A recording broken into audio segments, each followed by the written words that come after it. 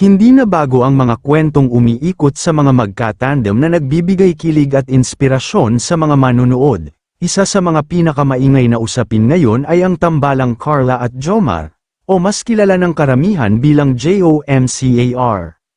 Si Carla, na matagal ng beneficiary at tinutulungan ni Kaylan Gaprab, ay kilala bilang isang simpleng dalaga, mahinhin, magalang, at palangiti sa kamera. Noon pa man ay bukas sa kaalaman ng marami na si Carla ay tinulungan sa kanyang pag-aaral, pang-araw-araw na pangangailangan, at maging sa mga pagsubok na dumaan sa kanyang buhay. Dahil dito, unti-unti siyang minahal at sinuportahan ng mga viewers at supporters ng Kaylan Gaprab.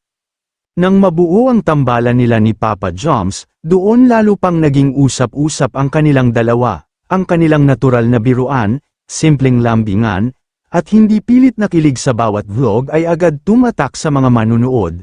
Marami ang nagsasabing kakaiba raw ang chemistry ng JOMCAR, hindi scripted, hindi pilit, at ramdam ang pagiging totoo. Sa mga nagdaang araw para sa kanyang kaarawan, kumalat ang balita na sindamakmak daw umano ang natanggap na regalo ni Carla mula sa kanyang mga sponsors.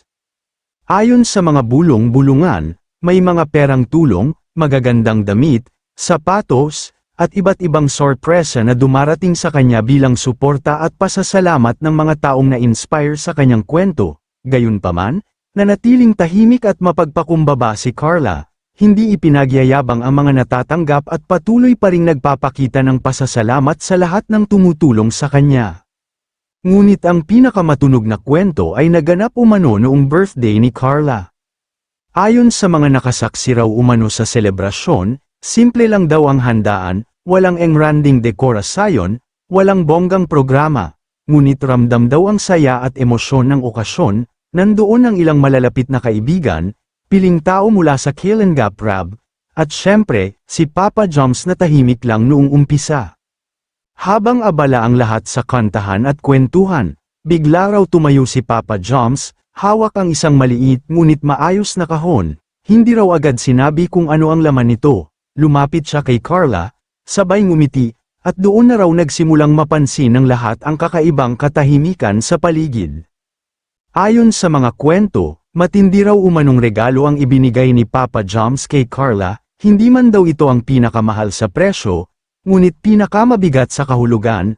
May mga nagsasabing may kasamang personal na mensahe, mga salitang galing mismo sa puso, na nagpaluha kay Carla at sa ilan pang naroroon. May ilan ding nakapansin na nanginginig daw ang boses ni Papa Joms habang nagbibigay ng regalo, tila may emosyon na pilit pinipigilan.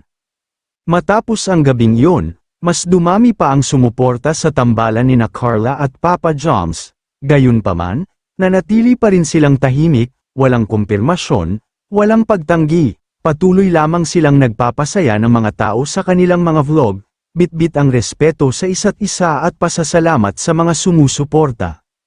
Hanggang ngayon, palaisipan pa rin sa marami kung ano nga ba talaga ang tunay na estado ng jump car. Totoo man o hindi ang mga usap-usapan, isang bagay ang malinaw, ang kwento ni Carla at Jomar ay patuloy na nagbibigay inspirasyon, kilig, at pag-asa sa mga taong nanunood at naniniwala sa simpleng saya na kayang ibigay ng totoong malasakit.